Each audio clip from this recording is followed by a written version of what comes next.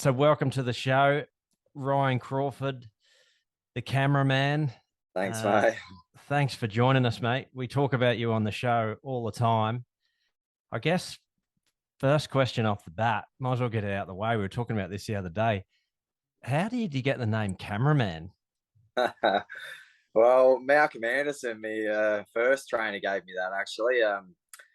I was at a fight show. I'd only just started doing the Thai boxing, and probably only would have been only 3 months, kind of thing, 4 months. And I was with a mate, and I was pretty new into it. Like I knew Eli and stuff from Mad X and that, but I was still like living in Brisbane at the time, and I just thought, oh, we'll just go along. And it was Malcolm's last kind of show that he did, and it was just a little show out of Petrie there, and the actual cameraman for the event to film it didn't rock up. And I, at that stage, I'd just got a video camera, and I'd started going to a couple of the shows like the Evolutions and stuff. And I'd always take my camera and, think, oh, well, that way I can watch it later on and have a look at the event later on, and end up getting on the beers pretty good. And I was like, just relaxing, having a barbie. They had a barbie going outside, and we were drinking and, watching the show before the show started, carry on. And then my trainer come up to me, goes, oh, Ryan, the cameraman hasn't rocked up. Like, is there any chance you could film? Because he's seen I had a video camera. And I'm like, oh, well, not really. I kind of come here just to watch the show. I don't really want to be in the, And he goes, oh, no, you can still have a drink and that. Just keep it down. And, to cut the short story, so it's not too long, I ended up just getting pretty wild. And I was in like half hanging in the ring with the video camera with a VB in one hand. And I remember just yelling and screaming and like, come on. I got way out of control, and all Bullet and that, they all wanted to kill me at the time. And I didn't know any of them. And I probably got way too carried away. And it was, because it's only a small amateur show. So like a lot of the, younger fighters and, people were like, who is this guy?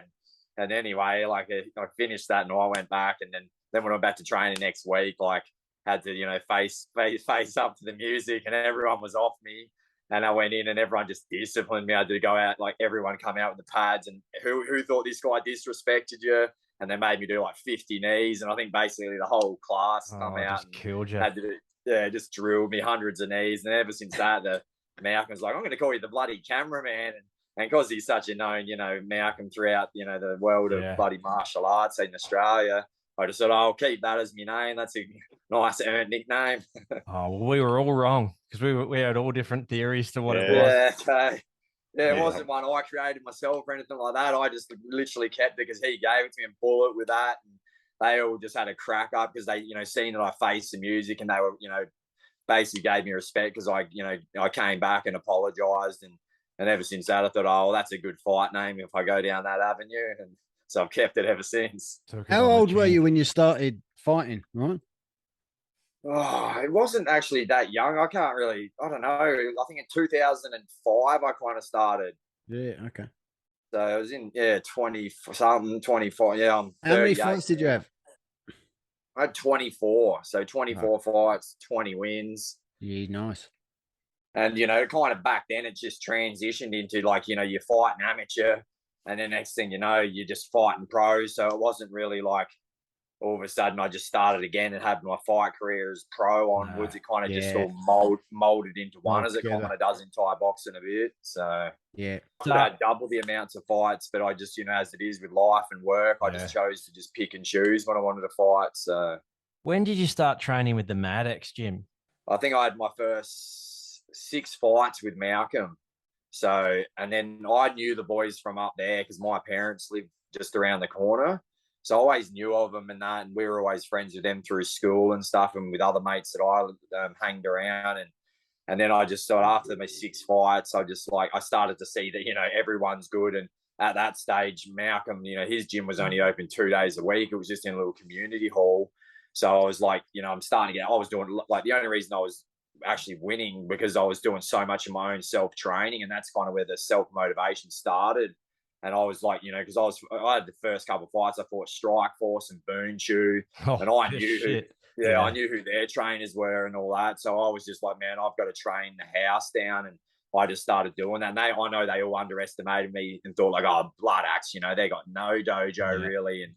And then it just end up, getting the wins and that. But then I just kind of knew I just had to step it up. So I decided to make that move up the sunny coast. And join Eli and Taylor and all that, because they, at that stage there was only like 10 of them there because it was just a full fight gym, but they were all pro fighters. So I just got the relentless training with Paul and Eli. So once I went there, it just pretty much, my training and my whole ability and everything skyrocketed, I guess. So, man, shout out Eli Madigan as well. What a fighter he was. oh Like, yeah, he the was mad dog, bloody oath. Oh man, he was on a tear there when he threw the sort of like mid 2000s. He was just stopping everyone, just an animal. He was always aggression, fighting Evolution, wasn't he? Yeah. There's some great wars at Evolution. Oh, absolutely. And just that's what probably, with our gym Mad X got renowned for, is because we always, like, how you see us fight. I don't know if you've seen much of my fights, but, Eli was obviously a much cleaner and that. But, like, the reason why, because, like, we always trained and fought, like, and sparred that hard. Like, even though we're all mates, like, when we sparred in the gym, like, every session, everyone was getting hammered, like, blood nose, or, like, you basically were fighting already. So, like, when we got in the ring, it was just like, yeah, you knew you're fighting it a bit harder and whatnot, but we were all just so conditioned because we'd already used to been punishing each other. And with Paul, it was the same kind of, with the Thai pads, just relentless training. So that's definitely what helped us. So that's probably how you got so mentally tough. Oh, definitely. Helped you with the ultras and stuff. Yeah, I dare say it's definitely been a big part of it, and yourself, like, just even getting in the ring, like, the discipline, you got to have your mindset, like, it doesn't matter who you're fighting, every fight's going to be tough, especially once you start seeing who they are, and they are actually good fighters. You've seen them fight before, and, it takes a lot of discipline and mental strength to get your mind ready for that. It's a good thing in it, bad thing in it, like YouTube and social media, you get to see who you're going to fight and people get to see you, and then, they see, like, they might see a couple of videos and you might lose a few opponents. And then, I think in my last fight, I think I lost 4 opponents in the space of 2 weeks. And then someone happened to be flying up and they said, oh, look, this guy fighter for the Australian title because he's coming up anyway with us. So I was like, all right, well, I need someone to fight with. So it's a good thing and a bad thing. Sometimes when the short and a change around, that definitely can stuff you around too, and that's another mental side you got to get used to when you prepare for someone else, and the YouTube as well. Like, same as me, like, I've got all my DVDs and they're all on the fight shows and different. Bullet had all these apps and little areas where you could watch all your fights, but the only YouTube fight that come up on mine was my worst fight ever. It was when I fought that Lewis Regis in Sydney and I got beaten by leg kicks that's the only one on YouTube. So I know when everyone ever types it in, they just look at that and go, oh yeah, sweet. This is how he fights. But, it's probably your worst performance to date. Yeah. So it doesn't really, always do you justice. But I know, like, John Wayne and people like that, because they've seen him fight so many times, they can definitely study you and see what you do and stuff. So, mate, you got to the end of your fight career.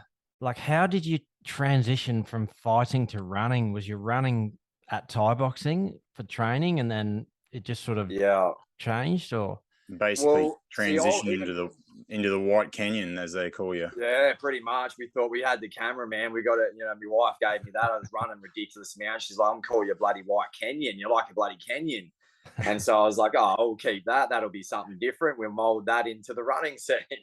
Yeah. But basically just because I was always known in the Thai boxing for running heaps anyway. Like, I was for the added extras. So I'd be doing runs every single day, but I would just be only doing like the 10Ks. I'd probably do like 8 or 10 in the morning. And then when I'd go up early to the gym at Mad X and I'd try get another, 6 or 8 to 10, whatever, like no more than 10 again. So I'd never go any more than, 18 to 20 Ks in a day, but I'd always oh, it was still heaps. And even Eli and all that, like, man, you're a madman. Like, just thinking, because everyone hated running, like most people don't. And I just thought, I've got to do everything I possibly can to try to keep up with them, even like, even with spar and just trying to just keep up and improving. So I was always looking for those ways. And I just found that, Paul, we used to go down the oval and do the sprints as well on sad days and stuff. But nowadays, obviously I was just doing more of the longer stuff. And then I kind of just, I don't know, like I was saying to you earlier, I just made that decision. I was looking for something different. And I kind of got to the stage where even before I started doing the ultras, I was the last couple of fights, I was always like, oh, I don't know, this is probably my last one. I was just getting to the stage, and, you know, it's tougher on the family, or like, you're always away, you know, 6 days a week, and it was always night classes. So it was like I was nearly working away. And, you know, you do that for years and years, you start to miss out on a lot of stuff. And I just saw it's something different, honestly. And that's pretty much what made me, I just gave it a go. And I did that 100K run, that Dusk Till Dawn. Like, I know a lot of people have already heard that one before, but when I kind of did that one nearly killed me. It was like 100K, and I thought, oh, how hard can it be? And I hadn't done a marathon or anything. Hang on one sec. So that was the first race you'd ever done, was a 100K race. I just signed up to the 100K and thought, oh, so was that 2018? I get the Trail Run magazine, and they had was it last year? Or they did an article on you, as you'll know, and it lists. If I'll be here for about half an hour if I have to list everything you've won, or everything you've won. They give all your first places. But there's 2018. That's the 100K at Caboolture, was it? Dusk Till Dawn, historical village. Hang on, we've got to take that a little bit further, because that's a mental game in itself. I did the 25K there, and Ryan, how many laps of that bloody historical village did you do for 100? I don't know, but I just remember, because it was the first event, I'm just running around, you just look at that clock, and it's like 1 lap, 2 lap, whatever it is. And I remember thinking, man, this is torturous. I can't exactly remember how many laps it was. I'm pretty sure it was like... each one was 500 meters. 500 meters. Whatever, so you did 200 laps. Yeah. And it's every hour on the hour, they turn you around the other way. So that's it, you go the other way. One way was like slightly sort of turn around. It's quite wet too, wasn't it? We got a storm, was it? I think so, yeah. Yeah. And so what made you want to go and start? Like, obviously, you obviously enjoyed running from training, Thai boxing training. What then did you go? Like, you gave up the Thai boxing and then just went, oh, I'm just going to run now. Well, I didn't really, to be honest, at the start. That's the thing. I don't even really like running. That was the funniest thing too. Like, it wasn't like, oh yeah, I love running. Let's go find running events. I was just more for the mental side of like the challenges. And I just thought, you know, like, how I wondered what that would be like at that stage. Like, I remember, you know, that was when Goggins first started coming, like, poking his head in, and I kind of just discovered that and seeing he was talking about running and that. I thought, oh yeah, I wonder what that'd be like, just doing an event, you know, like where you're pushing your boundaries. And I just literally just rocked up and tried to give it a run, and I finished it. Like I said, it nearly killed me. But after I did that, I actually had another fight, like maybe a month later or something. Jeez. And then I did another little thing, and I think I did 2 fights that year as well. So I was doing I did the Sunshine Coast 7 marathon, and then about another month later, I had my last fight, and I fought my Thai for the last one.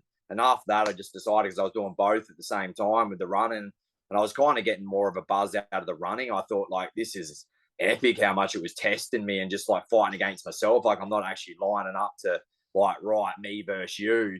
It became just like this war against myself. Like, I didn't ever expect I'd even be winning or even going in it to win or anything. I just thought, you know, when I was out there, I was just like literally just battling myself, and I just started getting like, just thinking like, this is epic. Like, just trying to. So that 100K was second and third pretty close, or how far behind were they? I think in that year there wasn't all that much of a field, if I recall. Like, because you know how there's that many different categories in that one. There's relays, there's 6 hour, there's 12 hour, so team people can run, you know, 20K, then your mate can run 20K. It's kind of pretty laid back. There was a few in there, I know that, but like I said, that was my first event. I knew no one. I knew nothing about who was good at running. I just kept motoring around that course and just literally doing the best I possibly could. And honestly, I don't even know how far behind the second place was, but I just remember, obviously, as it went on, I thought, far out, I'm in first. Like, it comes up with a number next to your name. I thought I'm in first, but I nearly quit a few times on that. I was just broken. Because you did it 2 years later. You did it and took like an hour off your time. Yeah, at least, I think, about an hour or something. I remember I wanted to go back, because I thought I want to go back when I've actually put in the work before. I thought I've got to be out. I think I got 9 hours 30 or something like that, or 9:40 or whatever. 9:14 in 2018, and then that's what they're saying. Yeah. And then they're saying 8:17 in 2020. Yeah, well, that's right. Yeah, so now, but I remember I definitely hooked in on that second time I went back, and I was more consistent. Fast. Yeah, I was. How many Ks? Quite a few Ks an hour, isn't it? It's like 12K an hour. Yeah, I was definitely putting the pressure on to try to. I wanted to definitely make sure I beat my record. Does it still run? Does that event still run? Or no, they still do it. I've even been tempted to go back again, but it's out of Toogoolawah now. Well, they've changed it a few times, I think, because they've had issues with different stuff at the time when they went to do it. But yeah, I think they have done the last couple out that way. Yeah. Is it still that kind of 500-meter loop? Same, yeah. It's around the showgrounds out at Toogoolawah. Yeah. Yeah. It's a pretty like family orientated one and like chilled, laid you back. Get to see your supporters and you get to see, and if there's something happens, you're not feeling too great, at least you've got a toilet or something nearby, or there's people can help you. You're not out in the middle of nowhere and go, oh, I want to quit. And it's like, oh, it's a long walk back home. Yeah. Well, that's on the first time I rocked up by myself and I was just like literally had some like slice that was dry as and had no idea about nutrition and just made some few little things and it was the dumbest thing I'd ever done. It would have been like Goggins when he did that 100-miler or whatever. Yeah, it was just pretty much his seat, shit himself and everything. Yeah. Except I wasn't peeing blood and anything like that. I was just bloody sorry for myself. And I remember thinking I felt like jumping in the car and driving home. Like, this is at about 60K, whatever, thinking, oh, I'm done. And I just remember just fighting myself, like, you can't quit, like, and just kept persevering. And then before I know it, I just got closer and closer to the end and managed to finish it. But I remember I could barely walk back to the car after it. And that's what kind of got me hooked. I remember thinking I couldn't tell what was worse when I got, had this shit kicked out of me for 5 rounds or just running 100K. And I was pretty much the only difference was I didn't have swollen shins. That was going to be my question. So running your first 100K as your first big event and then fighting, how did the body pull up after that? Oh, I was destroyed. Like, honestly, like my brother, they come out towards the last, I think 30K of it. And he brought me some watermelon and stuff. And I was telling him how, broken I was. And even he was encouraging, like, man, you can't quit. And so I, persevered and I finished, I don't know what time it was, early in the morning. And I remember just like hopping back to the car. I was so butch and it was just agony in the car. Yeah. I drove back to Karoy there and it was like a good hour drive and just stayed up all night, because it was the time we got back, it was sunrise. But I remember just having a smoothie, but I was cooked. Like you guys have never run it. That starts at, I think, at 5 in the or 6 in the afternoon and it's almost summer, I think. So basically you're starting on and it's really humid and hot still because the sun's only just gone down. Or just going down, and then you take off, and basically the first hour or so is light, and then it just goes into darkness, and you're just running around the track with a few lights lighting up the corners and stuff. Yeah, and everyone, everyone had all their crews and their tables set up. And that was the first taste of like thinking, looking around, going like, I'm the odd one out here. Like, you don't know what everyone else is doing, but people did have the crews and the teams with all their table setups and stuff, and I remember thinking, far out, I definitely should have brought some more stuff out here. They would have done 90% of that in the dark too. Oh, yeah. I think I finished early in the night there. So that's crazy. It was a good mission though. Yeah. So what is it that motivates you to, because there's a lot of people that run, they go, oh yeah, I'd never want to do a marathon or a half marathon, but you've gone like the full hog and gone to like the 100-milers and then the last man standing where just at the Team Worlds, you got like 75 hours of 75 laps. What is it that you think that, is it because you're a fighter and you do that challenge, or you just want to push yourself as far as you can? What do you think it is that makes you want to go to doing those kind of like ultra it's just me really. I started off when I did that 100K and was I was just thinking, what other events are close, and that's when I discovered and met Alan and that with AAA racing and started doing the wild horse criteriums and that because they were all close and they were 50Ks and they had a couple of, there was an 80K and 55, and I started doing a few of them and and then I don't know, the more I got into it, the more I just didn't want to just stay on like, I want to be a competitive 50K or 100K. I just started getting hungry to see what else I could pull off. And like these days for myself, like I don't even like short events anymore. Like I just want to find I wish there was a race that went for like, 1,000Ks or a 500Ks and just, and ones that I can just like really, I know they don't do them like that because they're just too much to organize, but just things that challenge me that I don't even know if I can finish it. And, that's why I pick all the hard races, really, like all the 100 miles, like the BTUs. And, when I see those races like come up, I don't ever look at any of the smaller ones. It's not because I don't appreciate what other people do. I just want to try to find the hardest challenge in there that's going to test me. Even I know I could do a 50K in the BTU and it'd still butcher you. But I just like to, I don't know. I just seem to want to dive in deeper to see what I can actually possibly pull off. And to me, I just think that I'm not even beginning to scratch the surface. Like, look at the last one standings, for instance. Like, when I started, you get the 30, the 24, 35 hours, and, you start evolving from then. And then, like you said, recently 75. And now all of a sudden, the world record just got to 101. And I believe that I can get into the hundreds now. Like, I see that I'm now in reach of getting the 100 hours straight. And then it just starts to make me think, like, what can you do? And I don't know. I've just got that self hunger for myself, I guess. And had a few things that happened in my life earlier on, like as I was starting to, phase out of the Thai boxing. And I just made a promise to myself that I was going to give it everything on, when I started doing this ultra journey. I just said to myself that I'm going to put it all on the table and see what I can achieve. And I just haven't broke that promise yet. So we're still going. You're still going. When you look into these events, Ryan, do you, same as the Thai boxing, like you obviously know who you're fighting and have a bit of a background. Do you know names in the running now that you've been in it for a bit? So do you look at names that you're competing against as such? Yeah, like I do now, obviously know who's, like, I've met a lot of the runners out there, through all the events I've done, because I've just thrown myself in one after the other. And I don't actually, like, when I sign up the event, don't go looking and go, oh, I wonder, who's in it that I'm against. It's only as it gets, closer to the weeks, I might, in the Instagram, Facebook, I might see like, oh, Nolis or someone, oh, Barry's doing it or whatever. Yeah. If I'm in communication with them and that, because I'm friends with a lot of them. So some of them are like, we already know we're doing it. But the same thing again, like I just don't do these challenges for against, you or whatever. Like, this is just strictly against me. So even if I'm against the best runner there is, like, I don't even care. Like, I'll just go out and do what I do every time. And that's just give 100%. And if they beat me, they beat me, whatever. And if I win, I win. I don't care. Like, it's just basically against myself. So, so it doesn't come across you at any stage to sort of seed yourself against everyone, or you just go out and just give it everything to see how you sort of perform on the day?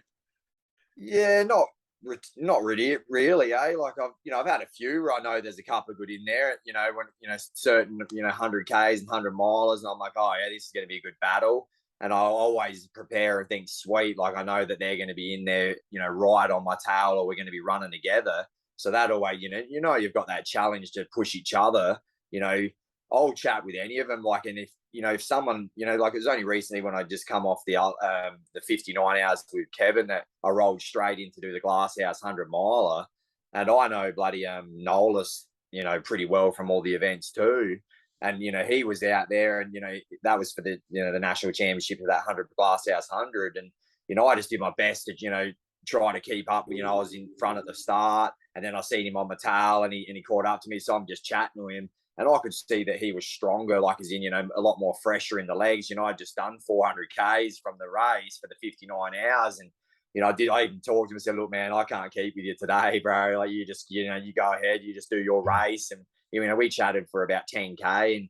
And then after that, like, he goes ahead and I just do me and just, I think, oh, maybe I can catch up a bit, but, probably not, and just keep pushing. And that's how I kind of roll. Like, I don't get down like, oh, someone's in front or someone's catching me. If they catch me, it's because, they're stronger on the day and, good on them. So, Ryan, you popped up on my radar because, like, I'm in a running club on the north side of Brisbane, and we're in like big Facebook groups, and we're always sharing different things and stuff like that. And someone sent through a screenshot of a Strava photo, and it was like it was like a screenshot of your week, and you'd run 300 and something K. Yeah. And I said, I know this guy. I said, I know him. If it's the same guy, I know him through Thai boxing. Yeah. And then I jumped on Strava and looked you up, and I was like, holy shit, it is who I thought it was. And then all of the discussions was, oh, he can't keep that up. He'll break down. Yeah. His body won't be able to do it. And then I spoke to, I know a guy that you've raced against before, Cameron Munro. Oh yeah. I used to go to school with him, and he said to me, man, he's doing 300K weeks and he's concreting for 10 hours a day. Like, I don't know how he does it. And it seems like you're breaking the rules, like, because you're still going. and you're not broken down. Well, I know a lot of people say that about me. I know they do question what I do. And these days I've tapered back on the kilometers, as you would have seen, because I'm bloody doing that many events. It's just been rolling recovery to building again to the next event. So I literally don't have time to do it anymore. So I've just been, I was doing marathon. There was a stage there I was doing 5 marathons a week, like just doing Monday to Friday. I was getting like 200 Ks in before Friday was up. And like, I think the conditioning comes from the Thai boxing too, because I was doing the exact same thing with Thai boxing. I was concreting, form working, whatever job I was doing at the time, which has always been the same, concreting or form work, but, doing outdoor hard work construction all day. And then I was going straight to the gym to do Thai boxing for my fight. So just used to it. Yeah. Well, in my mind, it was like, what do you do? Like, oh, what? Don't go to training because I'm tired from work. I'm like, I'm going to get smashed in the ring. So I just make myself go. And eventually my body got conditioned.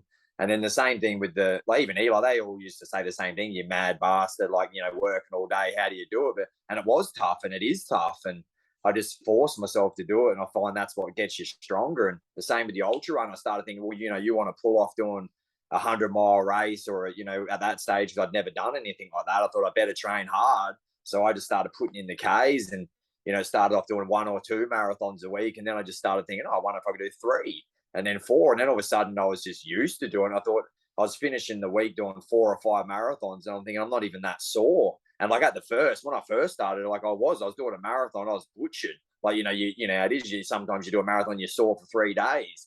And like nowadays I'm doing a marathon, I'm fine the next day. Like, you still know you've done a good run, but I was fine to be able to like sweep back out there running. And I'd listen to my body here and there. Sometimes I wouldn't be able to do a marathon, I might do 20 or 30, but then I'd do right the next day because you've had less kilometers. Next day we'll do another one. And then I just started building from there. And I think that's what been the foundation for all the events that I've done. Like, because a lot of people just don't want to put in that effort. And that's, I think, what's obviously got the times at that fast pace and obviously a lot of the wins. Because if I don't know what everyone else is doing, but I surely know that, like you're saying, most people don't want to do that kind of stuff. So if you're not doing it and I'm doing it, you're going to have a lot of trouble beating me. So, yeah. What are you doing work-wise at the moment, Ryan? Doing form work. So still form working. And I haven't stopped that. I've been doing it the whole time. So I'm working on the bridges up here. So a different kind of form work that I'm used to, but I'm still jumping into concrete as well. But everything we do is hard, heavy work. It's all like, big, strong back slims, you're lifting. Like we get cranes stuff, obviously crane time lifting stuff, but everything's manual handling. It's all, even today, it was like 31 degrees out here. And, I just do 8-hour days. And that's one thing I've been pretty lucky with my bosses. I've just told them from day dot when most of the guys are still working. They do 10s, 11s, but I just tell my bosses whatever job I have, like I can only do 8 hours because I train like a madman, and I just said that I've got that much stuff going on that I just can't do anymore. And so how many Ks a week you doing at the moment, average? Oh, the last couple of months have probably been dismal. Probably it still eats at me a little bit, even though I've been performing in the events. I like to do 100-mile weeks, and anything less than that aggravates me, to be honest. But I just know when I'm rolling off another event, it's just not possible. So the last couple of weeks, I've only been doing 70K weeks and stuff. It's been real low because I've been rolling straight off, doing an event. So I've had to recover, and I've done quite a few where they're only 2-3 weeks apart. So you do split your Ks? So do a run in the morning, run evening to get the distance in, or? No, sometimes. At the moment I haven't been. I've just basically been doing a morning run because I got the 2 Kelpies.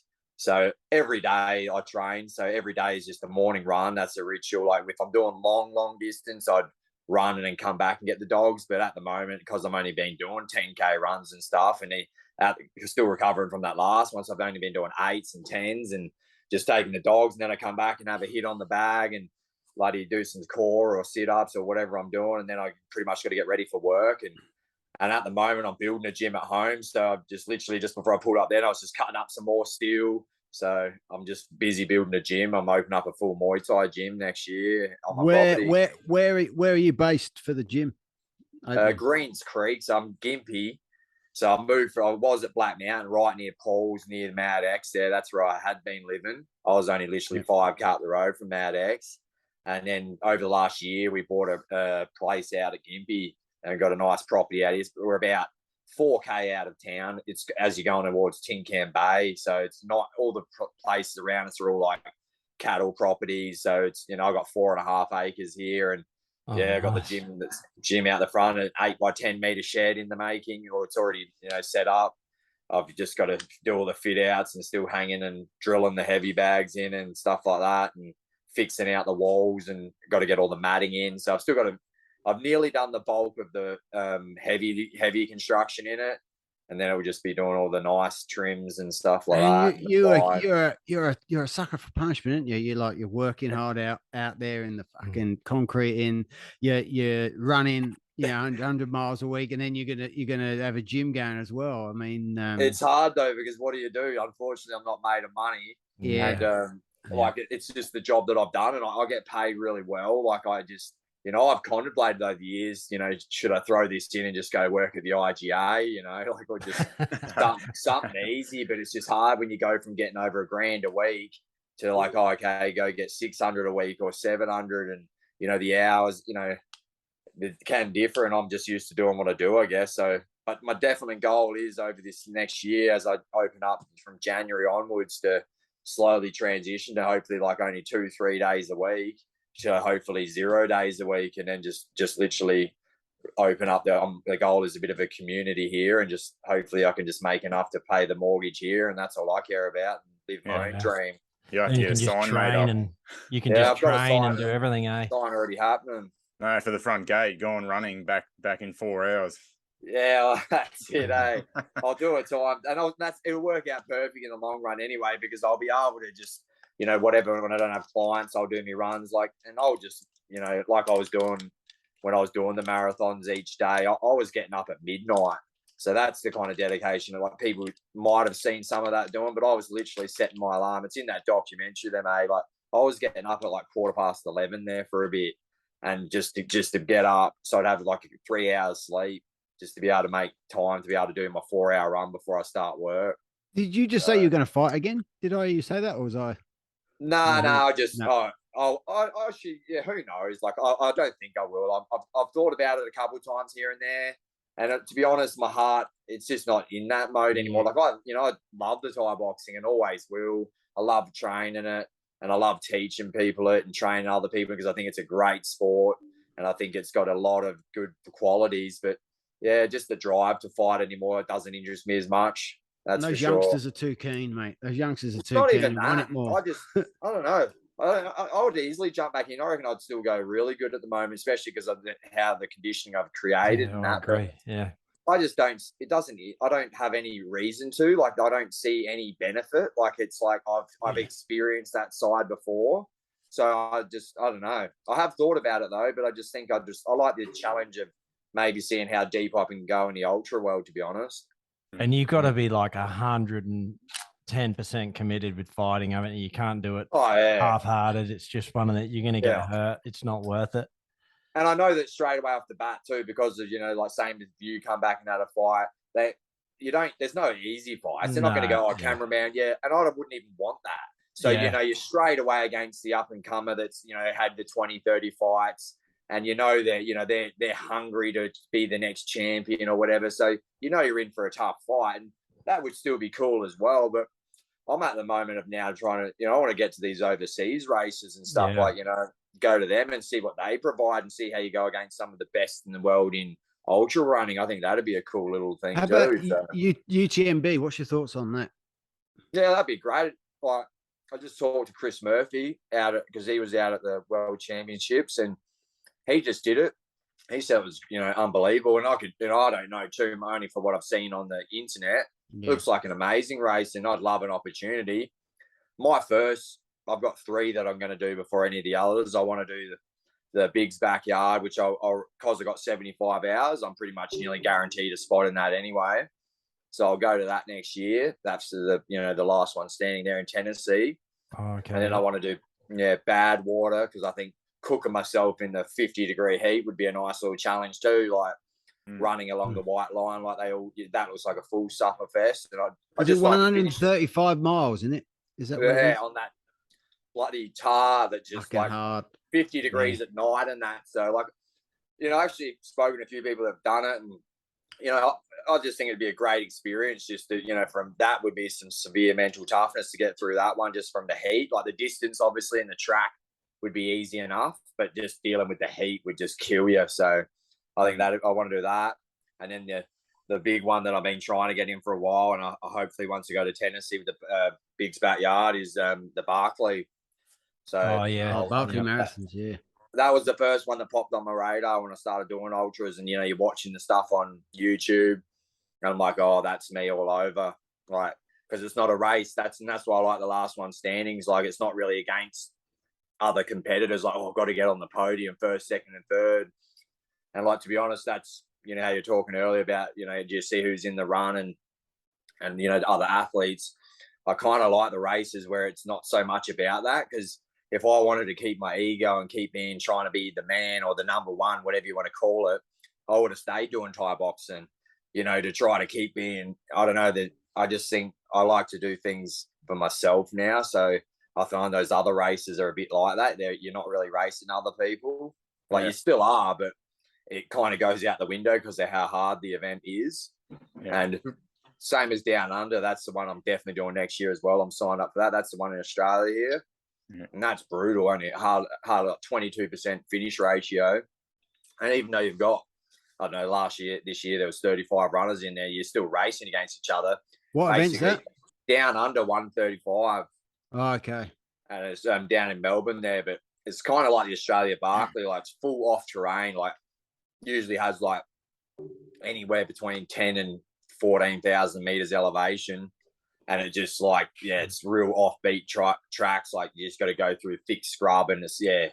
But like every runner in there, like even though, you know, you're racing against each other, because no one hardly finishes, like they only had one finisher this year, you're just basically trying to finish the course. Just so surviving. Surviving, that's it. Yeah. And so if you're in there racing, I'm not like, oh, I've got to beat Steve. I'm just like, man, we got to see if we can finish this. And then like, to me, that's the greatest challenge, you know. So with your running, you run 100-mile continuous, and then you now completed 300 miles of backyard loops. Every time you finish a yard, how does that differ? Like, you get a little bit of time before you have to get back in the starting blocks for the next yard, sort of starting again. What do you do in that small amount of time? What do you do with yourself for that short period of time each lap?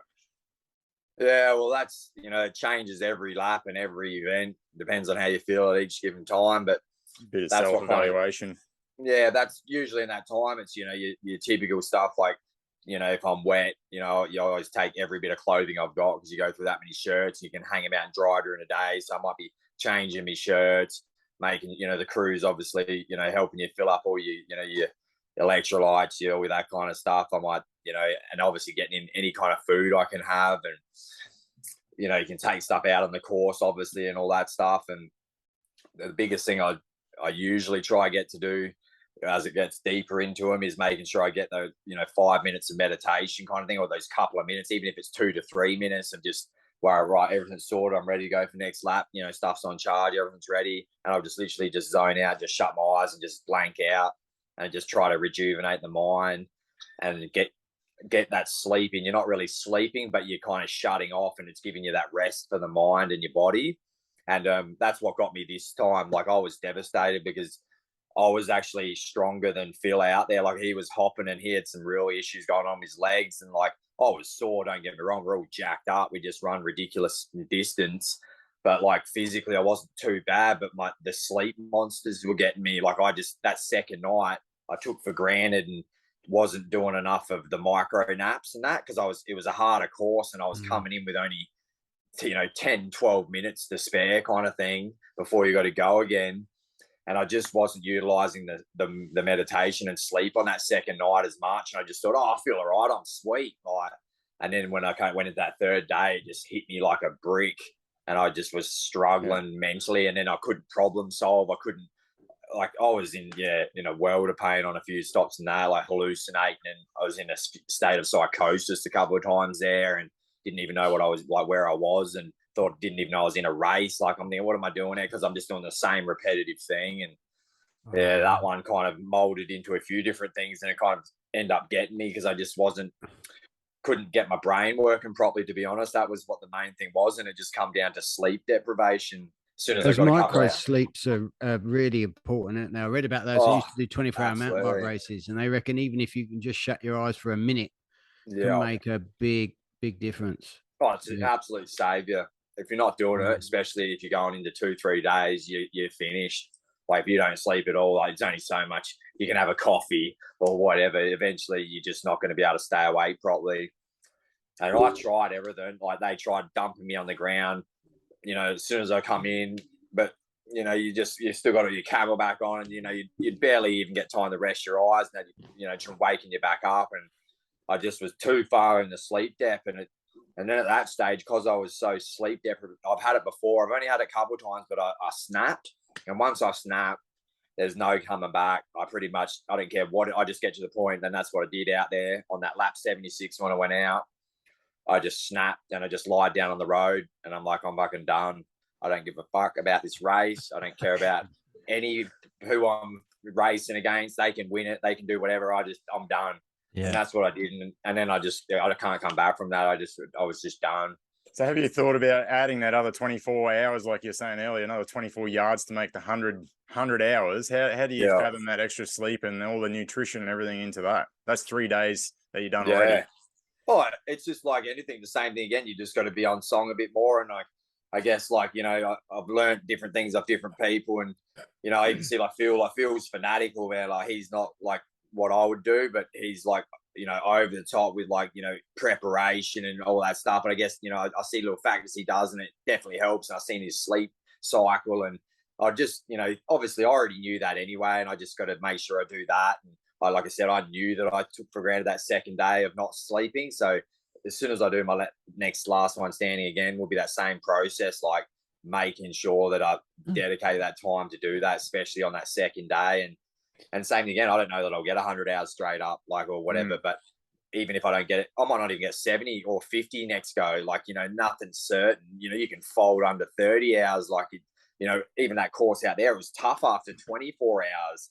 And your brain, and that's what a lot of people do. It's so hard to fathom to go, I've got to do that all again, even to get 50 hours. And as soon as you start thinking ahead too much, it can wig you out. And that's why most people quit, because they just can't fathom doing another. So I'll just keep breaking it down and keep trying my best. And I just believe that I just see that it's in reach because you do, like I said, it is 75 and I was broken with the sleep, but you can always improve. You can always work on stuff to be better. So I think there's always the way if there's the will, Yeah. Mate, when you say you're hallucinating, what was you saying? Well, I've had perception changes a lot of the times when I've done those 200 miles and when I've done 48-hour ones and that where you're like, all of a sudden you see the rocks there and you're like, oh, they're coming up. The next thing they're under your feet. So bang, within a second, you thought it was 50 meters away. Yep. And next thing you know, you're running over the top of them and you're like, what the hell? And I've had ones where, the sign was there and I'm like, oh, sweet, there's a sign coming up, turning right. And then I get up there and there's no sign.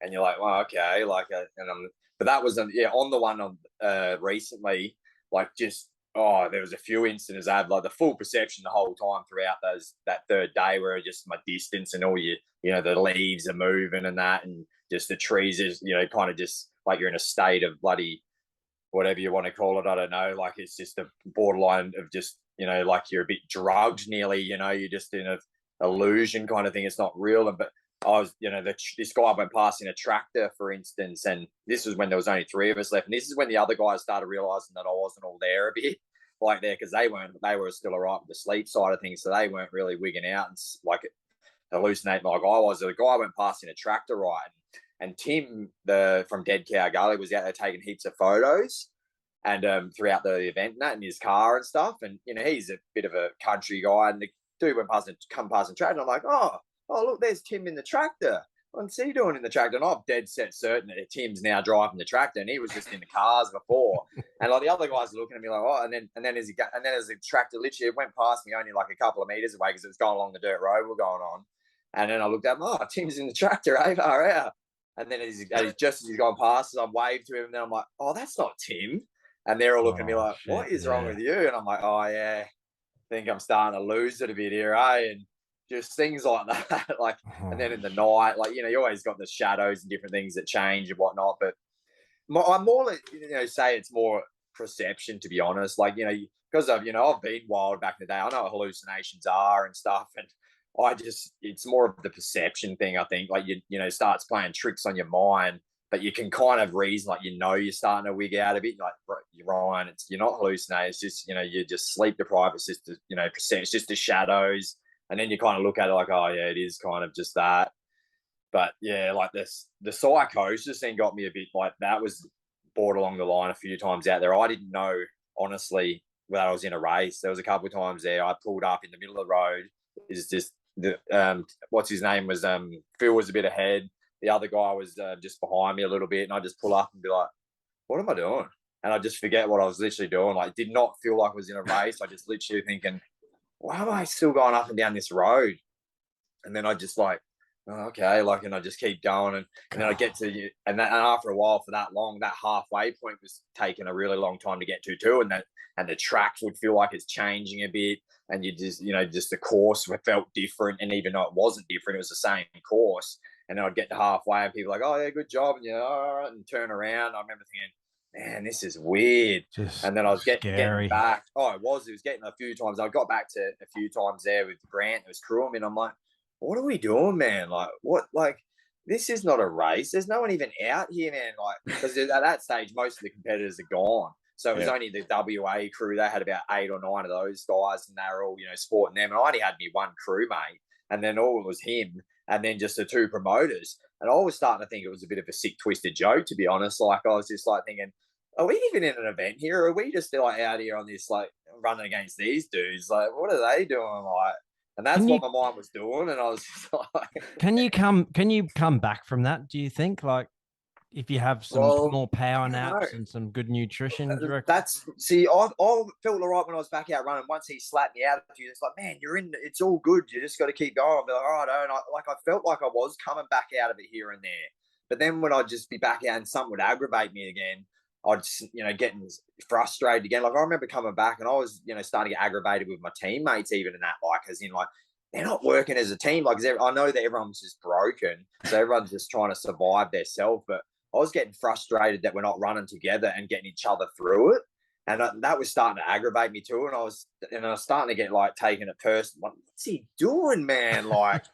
And then I just remember thinking, oh, righto, he's on his own journey. Maybe he wants to win or whatever. Yeah. But it was starting to frustrate me. I'd get back to the thing and I'd be freaking nearly ready to fight. And I'm just like, Grant's like laughing, like, bro, you just got to relax. Like, it's all good. And yeah, but that's what was the hardest thing to come back from. I couldn't reason with myself when I started getting down, like, I'm done.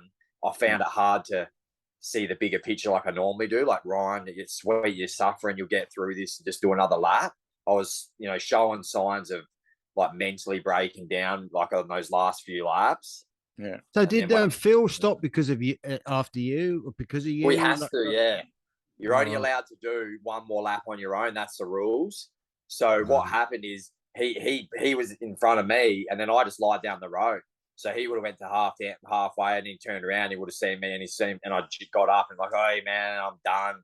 And because I pulled out and didn't make it back on that lap, he only had to finish the lap and he wins. So if I made it back, he would have had to go out and do one more lap. Oh, on his own. But that's always the rules. You can only do one more lap on your own to win. That's it. So, okay. But because of the like the other people around the world were still going, they wouldn't have allowed him to keep going. No, you're not allowed to do that. Yeah, because that's the idea of it. So once your country's out, that's, you know, Australia done or whatever, you know. So that's the rules here as well, you know, it's part of the format. So I was, you know, after I stopped, I was a bit devastated that I didn't somehow find that magic to keep going, as you always do. But I just put it into the fire again, man. That's all I do, and just right, and that just feeds me even more. So with that one you just done, I've got a question for you on the actual elevation. I know the distance is all the same worldwide, so everyone's competing the same distance for each lap. So how do they have a guideline on elevation? Because obviously someone could be doing an easier lap.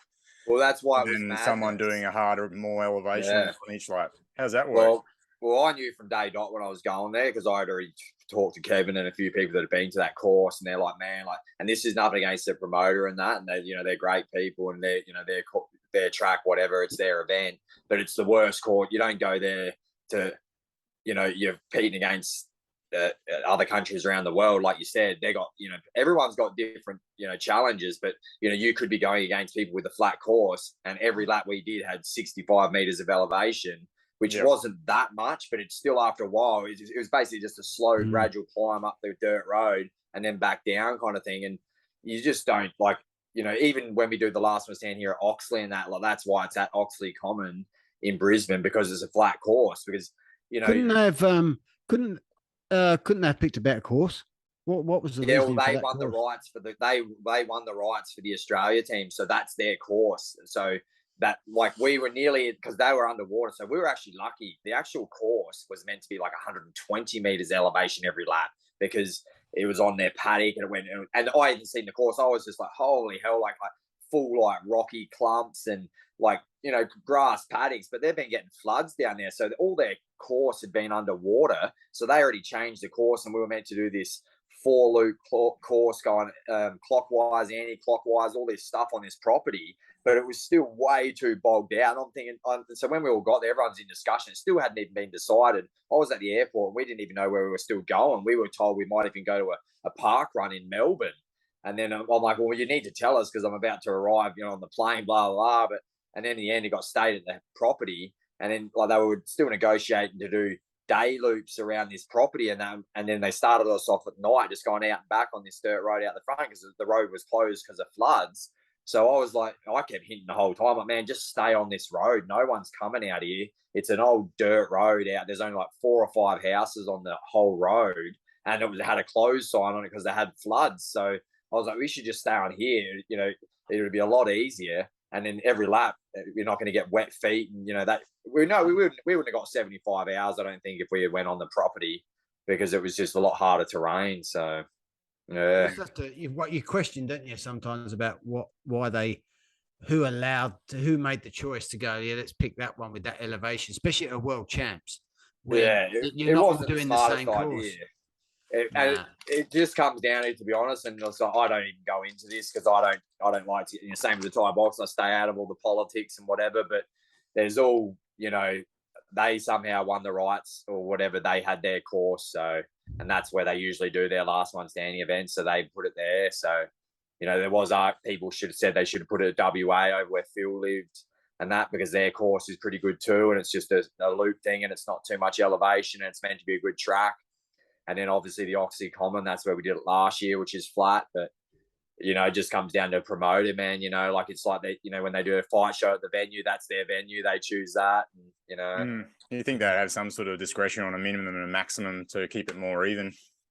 Yeah, I actually didn't end up even searching the other countries and that to see what elevation people did. But I do know, in saying that, and I don't really care. I actually, I was still thinking madness. But I rock up to the same, like, any event, like, all right, Hills, bring it on. What do we got? Yeah. Let's see what we can do. And just look at that as the challenge. Like, some people had torrential rain. Some people had, I think, like, scorching hot weather, So every other country has, some, look at the other country, UK, they're freezing. So, we had ice, actually. We did have cold weather for Australia. In the mornings, each morning was ice all over the windows. So I ran every night loop literally with track pants on. That's how hot, cold it was. But other people wore thinner stuff, but I've done a fair few of them. I'm not suffering for the sake of it, just for, cold weather.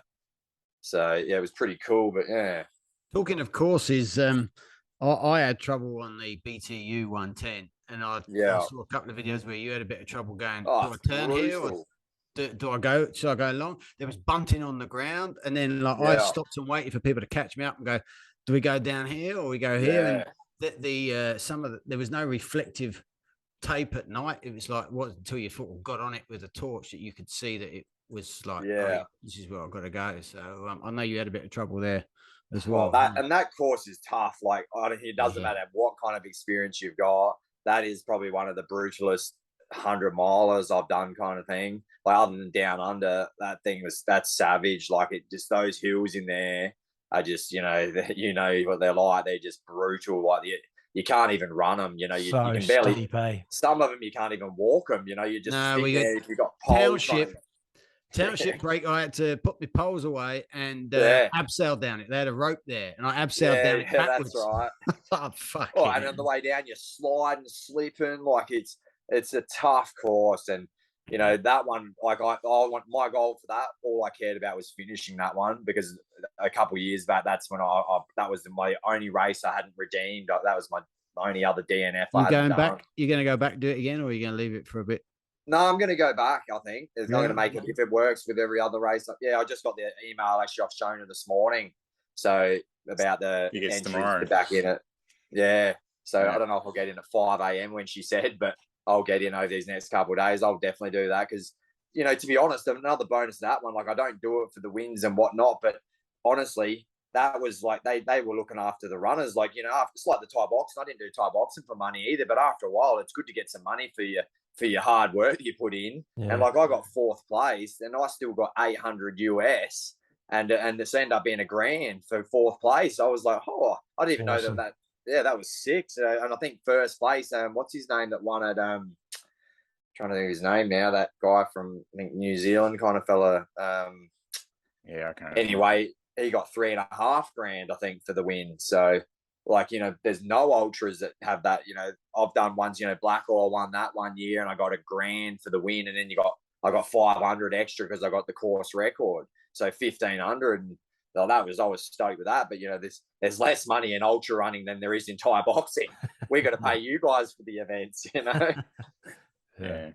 I was going to say we sort of covered it already, but like, what's the future look like? You've got those 3 main races you want to do, but is there anything else you've got in your sights? Yeah, I've got, like, honestly, like, you know, so the UTMB, and you know, there's Western States. There's so many races overseas. I love, you know, the Hard Rock 100. There's some massive ultimate races out there and challenges. Like, I'll just see what the universe provides and see what I can make happen. But like next year will be another monster year. Like I've got, you know, straight away I'm going to start building from after Christmas. Hill climbing to get myself prepared for that down under, because like that's for me, because I didn't finish it, I've got to go back and finish that. So did that's you say 14,000 meters of elevation, was it? Usually, yeah, it's crazy. Usually I think they do anywhere between 10 and 13 and to 14. So and it's all like you got 55-hour cutoff, and I thought I'd breeze it in. It took me 110 kilometers to get 110. I was 30 hours.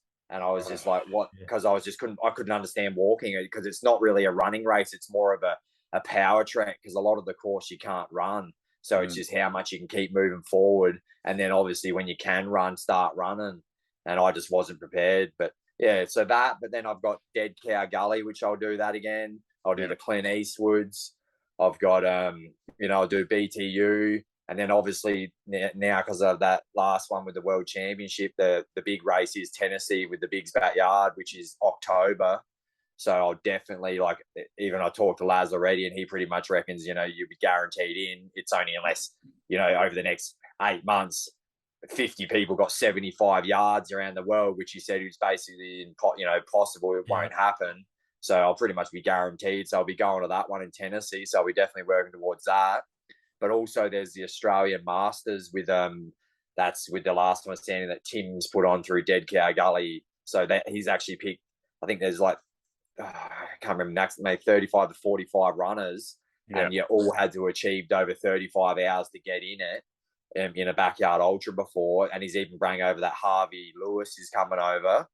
And I've got all Phil Gore and all those guys will be back in it. And there's a massive field of runners there. So I really want to, go massive on those ones. So hopefully we can get some magic, like way over the 75 before I even head out to Big's Backyard and stuff. So I'll tell you a bit of a funny story, Ryan. I paced with Nathan at the end of his BTU. He took a wrong turn and went 11 Ks the wrong way. Lucky we notified him and said, hey, mate, you're going the wrong way. Anyway, he gets into checkpoint 6, was it, Nath? And that was the final bit where I was supposed to jump in with you. Checkpoint 5. Checkpoint 5. No, you were meant to jump in at checkpoint 6. I'm only supposed to do 20 Ks with him or something and end up doing the 35. Anyway, we got to so it was a real struggle. He already had a super big fall over township break, and he had another fall at McAfee's, was it? So he had a couple of falls, and his knee was a bit sore, and by 100 Ks, it's starting to get a bit swollen and a bit stiff too. So the last bit, we're coming into through Barden. We made it out of Mount Cootha and coming down through Barden, and he's jog walking. We get checkpoint. So we got there, and he goes, I need something to eat. Hope they got something good. And then he goes, you want some soup? And the lady says, it's miso soup. And he goes, what's miso? I said, I have no idea. And he took one smell of it, and you could see he didn't want it. He's like, so is it some sort of fish or something? Like some sort of fish soup or something. Anyway, so he's just standing there, and he goes, I wonder if the cameraman's come through yet. So, and then they go, no, he hasn't come through yet. And see Nathan's eyes light up. Yeah. He goes, how far back is he? He goes, he's just come out of Mount Cootha. He's 5K back. And Nathan's like, we got to go. I got a chance to beat the cameraman to the finish line. And I tell you what, I've never seen for that last 30 Ks, the last 5, he legged it harder than he had the whole way. Yeah, he had a spring in his step. It was pretty cool. But I know we went. I wasn't beating you because we weren't in the same distance. But but it's always good to have a little bloody motivation to try to see if you can do something for sure. But I remember during that party, he goes, I wonder if the cameraman's behind me or in front of me, because he didn't know as such, because you started a little bit earlier than himself, and then whether you passed him on the course and he missed you. But it did come up a few times. I struggled that last little bit, and then he would have probably peeled away more. I only really macked it kind of when we started getting out of Cootha onto the road, and then I just hooked it like with me and Grant, and it was pacing me, just went like a maniac for that last. It was only the last 5, 6K or 8K, whatever it was. Yeah. If I hadn't have had Spartan with me, I would never have made it home, because I'd still be walking around that fucking forest now. I tell you.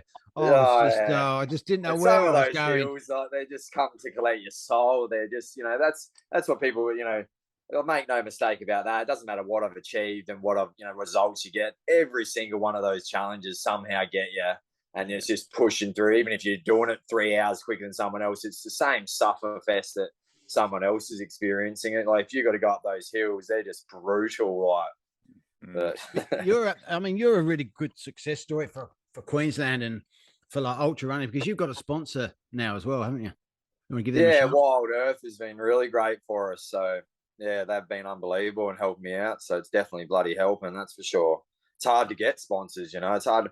I had a few. I had turmeric life there for a while, and that was through Barbara, and that got me on with that. But she left the company, and after a while, they were more concentrated on their dog turmeric and stuff like that as well. So they kind of they got a few athletes, but nothing much, and that stopped. And now with the Dynamite Nutrition, that's what Barbara's started hers, and I'll be slowly helping her out with that as well. But Wild Earth is really main sponsor. So they got the one thing I will say about Wild Earth, and that's not just giving them a plug, and why I actually really like being part of them, is they've got everything you need. Like I just, I've got race coming up, and I just go online and, sweet new gloves, or, whatever it is, skins, and I've even been just getting my spring energy gels through them there and stuff like that, and the Dynamite bars and things like that. And it just gets delivered to your door.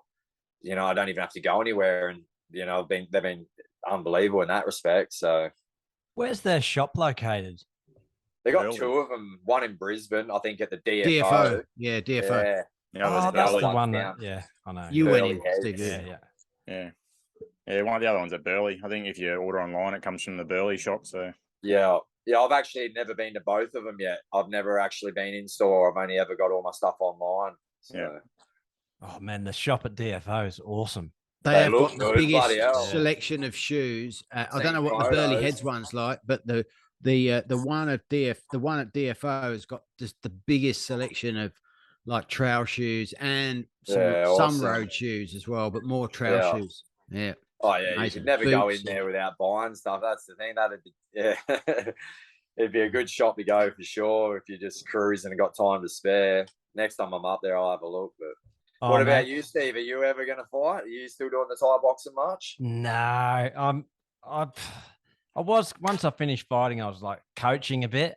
Yeah. But then I was kind of the same as you. I just, not being selfish, but I just wasn't getting that buzz from coaching. Like there's nothing like having something in the pipeline that you're training for, eh?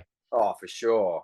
And that's exactly right. And I'll be doing the same. Like, even though I'll be training a bit weird, but they're gonna have to work around. Also, I'll be doing all the ultra events. I'm still going on that dream, even if I am doing the training here.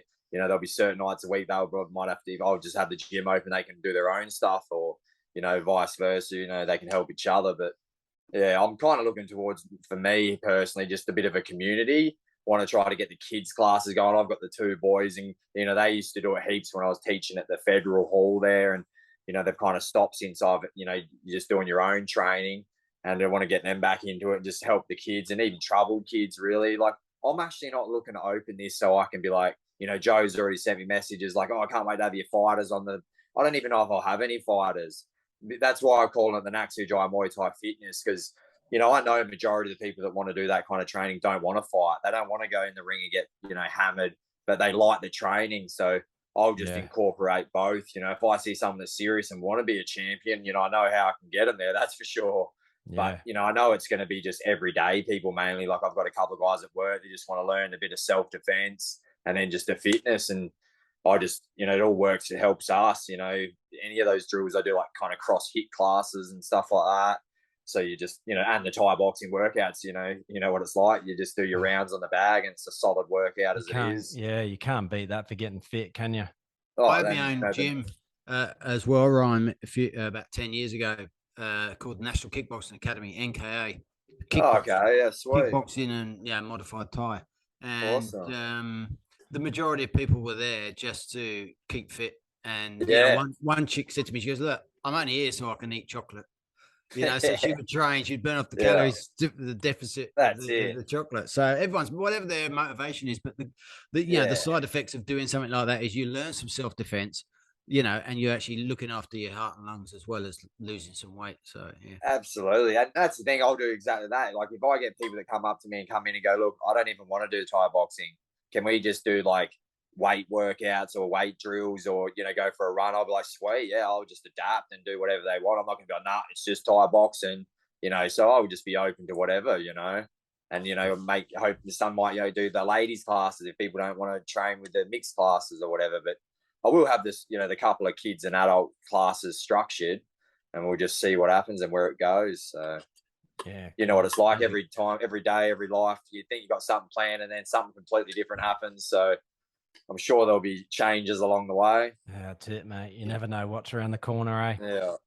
I just got to that stage too, going back on with the ultras as well. Like, life is short, and that's why I'm throwing myself in every challenge possible. I know I do way too many. Like, I was meant to be on Adelaide next weekend for the last one standing down there, but I can't make it happen financially because I'm just spending too much here with the gym and, that kind of stuff. Yeah. And I've just decided, it's not smart with that side of things, so I'm probably not going to go.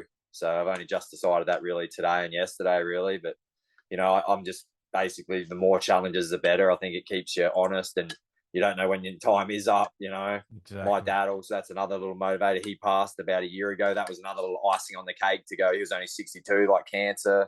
And it just, that was another thing that just flipped the switch again, going, see, Ryan, how long do we have? Yeah. And that's, so now it's just like, for me, all or nothing, like, definitely going to give it my all. But, in saying that, just to finish on as well, like, it's with the family as well. Like, I can't be just an ultimate athlete and just be like, oh, screw everyone else. Like, that's another constant challenge, another constant ultra I'm doing at home as well, because, you see you neglect them, and then your wife, they'll be saying, oh, look, what are you're not playing with the kids? So you've got to keep trying to, pick up that game and keep working on that as well. And so it's not just all about the running too, and about everything.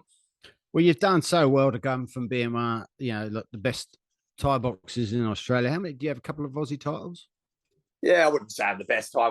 Say there's hundreds of fighters better than me.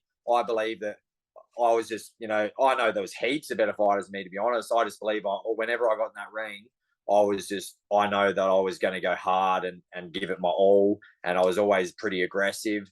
So that kind of helped my style as well. And I just kept going forward, and that helped me. But yeah, to be honest, like, I don't know. Like, I still went well. I had 24 fights. I had, the Australian title, 2 Queensland titles, and I defended the WBC belt once. And then I got stripped of the Australian title I had from a a foul decision, which I clearly won 4 out of the 5 rounds, and I had the belt. And then after that, that's kind of a little bit of the transition that started me thinking, like, you know what, with this sport, if that's what it's going to be like, you know, you can just pick and choose when people win and lose when they didn't even win.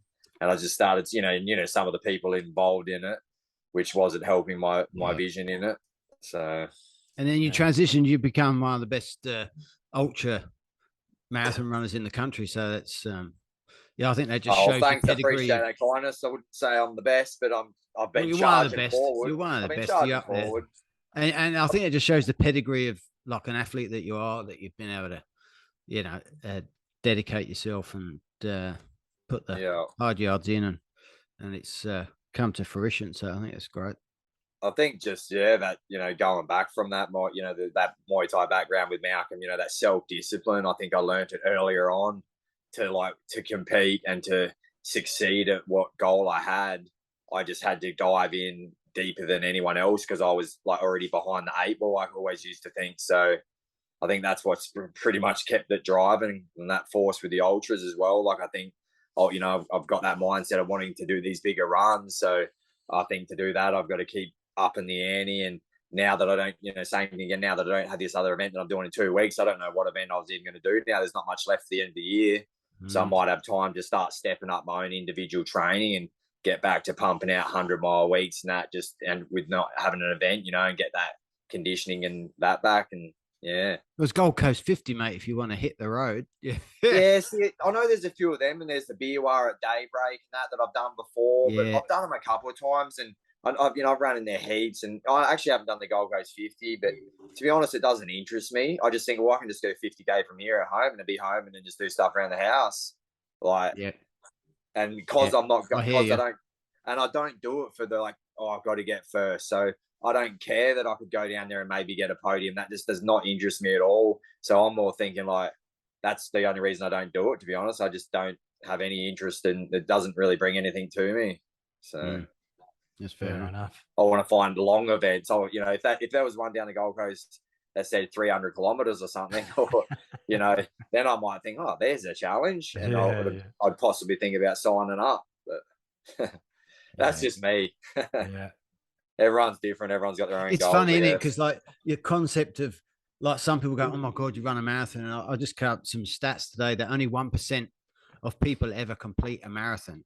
And you're doing one every day. Right. And then where people are going, oh my God, you ran a marathon, or you ran 50K, or you ran 100K. And there's those people like yourself going, oh, I wonder if I can do like when's it going to be a 300K race? Or like, you just want to run 500 kilometers, you know? It's like some people, I just think people aren't, it's like one of those things, you know, they say that animals or birds only count, it's one or many, you know, and people think anything over a certain distance is just, it's just a long way. It's just I can't compute the average person. That's exactly right. The average person that doesn't do that kind of stuff is, you know, even all the dudes at work, like, you know, it's just madness. It's insane. Like, well, you know, you just think you're just crazy to even contemplate doing that. You know, they couldn't fathom that kind of distance. But, you know, yourself, like, once, you know, you start getting into and you start doing the runs and you start, you know, shocking yourself, and you're like, you know, you said, the BTU, you suffer and you don't even know if you think you're going to pull out. And then you just finish it, and you like get home and you're like, man, I'm so glad I didn't pull out and fit. You know, I was so broken. And then you get home like, I can't believe I finished that. And you're like, hell yeah, next time I'm going to go harder, or next time I'm going to find this other challenge. And, you know, you always seem to want to, I think humans, as especially in athletes, you know, once you get to that level, you know, trying to evolve to do more, I think. And I think the minute you don't is like Steve was saying before with the Thai boxing, you lose that love. And then you kind of transition out of that sport anyway, because you're just like, you know what, I'm not even, you know, feeling it anymore. So it's funny how your mind works, didn't it? Because I remember I did my first ever 24-hour mountain bike race, and I finished. I said, oh, I won't fucking do that again. And someone said, yeah, until the pain wears off, and then you'll go, you'll enter another one. And then when you get to the start line of your next one, you go, oh shit, I remember now. I did want to do this, but here I am at the start line again. You just think, what Well, the same as when you're at that suffer point. Like, you know, I know I've been in that spot so many times, and you think, why are you doing this to yourself? Like, you know how bad this was. And then, but what I keep finding that for me, what I'm getting off it is I just start to realize it's actually making me stronger. And then every time I get to those points, you got way more tools to get through them. And that's the only reason I think I'm getting a little bit ahead of a lot of other people. I see, a lot of people are the same fast runner as you. They even running, if you look on their Strava, they run way faster than me. But you mentally, you figure out little strategies that are getting you through them, and being able to break it down a lot. But I don't know, everyone's different. Everyone's got a unique mindset, but that's how my mind kind of functions a little bit, and always seeking for more and stuff like that. Oh, mate, that sounds like a good spot to end it on. Thanks heaps for coming on, man. We've always talking about you. Always talking about you every week. So it's been good to have a chat. I appreciate all the support, and that it blows me away too, man. I don't consider myself any better than you guys, man. Like, I'm just stoked I can meet people out there like you and everyone else that's just, that are willing to want to have a chat. And that's what I love about ultras as well. Everyone's seems like majority of the people, the ego seems to have been gone. I think that's what's steering people into the ultras, to be honest. Like, it's a sport where you can leave that behind. Like, yeah, there's, you get rewarded for first, second, and thirds here and there, but it seems to be more about the just giving it a go. And, I've never seen people cheer come in last before, that people are booing you at the fights, whereas the ultra seems like a real positive way forward, I think. Even if you're not doing ultras, but just running and going in a few little events and stuff, Yeah, for sure. But yeah, great chatting you as well. We appreciate it. You awesome. too. Hopefully we can run with you again soon. What are you guys doing? Nothing really planned for the rest of the year. Well, we've got Spartan and I are doing the Mount Glorious. It's only like 23k Mount Glorious tracks race. All right. Yeah. And then we'll wait and see what happens. I might do the Gold Coast Marathon, hit the road. Yeah. I know that'll be the last big one, won't it? For most people around, I think, in the running community, that'll be the last one where a lot of people head. That and BUR at daybreak and stuff. But yeah. And then see what next year brings. And I wouldn't mind having another crack at another 100, but not as hilly and somewhere where I know it's going to be well marked. I'm not going to get lost. Yes, I know it's hard when you go through those trails like that, and some of them, I'm a shock with that too. Don't always download the map, or download the map, but don't put on my watch or whatever, and then you're fumbling around trying to get directions. But I've kind of just learned to just accept that I'm going to get lost sometimes. But yeah, I don't know. There's plenty of good runs out there anyway. Ever feel like a last one standing Sufferfest, mate? Yeah, well, I've done the 24-hour mountain bike races in their loops, but it's just, you got to get as many as you can do in a 24. And I used to do a lot of the mountain bike races with just like, how many laps can you get done? And if you can get over the line before the 6-hour clock goes, you can do the next lap as well. And you'd find that I would be 11th, and then all of a sudden I'd be 5th because everyone would go, I can't bother to do one more lap. But I'd go do another one. So I have contemplated I'd love to do a last man standing, but my missus just goes, you can go on your own, because I'm not coming to sit there all weekend and see how you go. And then I've got to get these lads involved. My brother. That's what you do. You get a few people that are doing it, and then get a couple of people. Like, I barely usually got crew too. But usually my wife can't come either because of the kids, and I'm always rounding up. So I usually have one person to help me, but because I've met so many people, everyone just jumps in, man. So like, honestly, like, if you were there and I was there, like, my guy will help you. Like, everyone's pretty good like that. Well, I'll pitch my tent next to yours then. Done. Man, that's exactly right. Like, if you were next to me, I'd have no hesitation in helping like that. But that's, it's hard to get the help for a while. But they're a good challenge because it's a little equal playing field, and you just chat and run and doing your own runs, and kind of comes, I enjoy them anyway. I know they're not for everyone, but. No, I definitely something I've done that lap stuff. I'd like to have a crack. I said, boy, bring the boys. So just everyone bring a tent. We'll have camping. We'll have campfire. Oh, that's all it is. Enjoy it and just watch. Yeah, so, they usually got fires going. Fires and different things like that. Coffee. Steve's all right. Steve Woody's got his camper trailer. He'll be like, he can cook me dinner. Yeah, some people have them. They're bloody sweet. I've usually only got a gazebo or a tent. I've upgraded last two actually to a 3x3. And it's got the inner tent to that, and I've found that is perfect because it's like a tent, but it's a bit more room to stand up in. I'm really loving that. I've only had that the last 2 races actually, but I don't think I'll go back now just because. So you reckon you do Dead Cow Gully next year again? Yeah, definitely. Yeah, I'll do all the normal ones I've done now, and that's the thing. All the races that I've done this year, I would still like to do next year, but I'll obviously have to mold it into the other ones that are coming up, like, you know, the Tennessee race, you know, / the bloody, the one in June. Like normally I'd want to do the 200 miler again. And, you know, I want to have a crack at the 100 mile on the BVRT really fast. But that's also now when they've chucked in the Australian Masters. So, you know, just suss out on a few of them. But yeah. Yeah. All right, let's give me some motivation, and it might get the boys. Honest, involved. yeah, they're like, I know they sell out fast, but if you put your wait list on and that, like, they're, you know, you just message them or whatever, they usually get you get in. Someone pulls out, even if they say they're sold out or whatever. You know, I know that, you know, the Oxley one, you know, that's a nice flat course, and that's an easy one to get to in Brisbane. And the Dead Cow one's nice too because it's in the property, and it's, you know, so they're all good. But yeah, and that Brisbane one as well, Oxley, I suppose you can say like, okay, well, so and so is going to come between 6 and 12, and then they're going home. Someone else is going to come later on. It's easier for crewing, and if you need picking people up, do that. Like that's before I drifted off before. That's what I was saying. Like people would jump in. I had Barbara helping me from Dynamite Nutrition when I went against Kevin for the 59 laps, and like by the end of the day, like Grant and my mate, he was running in it, but then he went home and had a rest and then come back, and then he started crewing me the next day. And then other people that I've met, like Neil and all that, they come with his wife and they're all helping you. So, yeah, everyone helps out. You know, they start to realise you need help, and there's only a few of you left, you know. Yeah, great. All right, well, maybe they I'll go just for days and days, don't they? If cameraman's there, they go on for days. Yeah, otherwise he only lasts like a day and a half. Yeah. The organisers see him enter and go, "Oh shit." No, but they probably do, but they love it. But and then, you know, you got Barry and Kevin, all those guys now, and Chris, and, you know, I've run against them, and they know they can get over the, you know, the 30, 40, and even Nicole, like all the, you know, some of the women that are starting to get strong at it. And you know they're used to it. So you basically, you know, if you sign up and they're all there, and it's on you, like, as in, you better be able to keep up with everyone because they're not going anywhere for at least 2 days.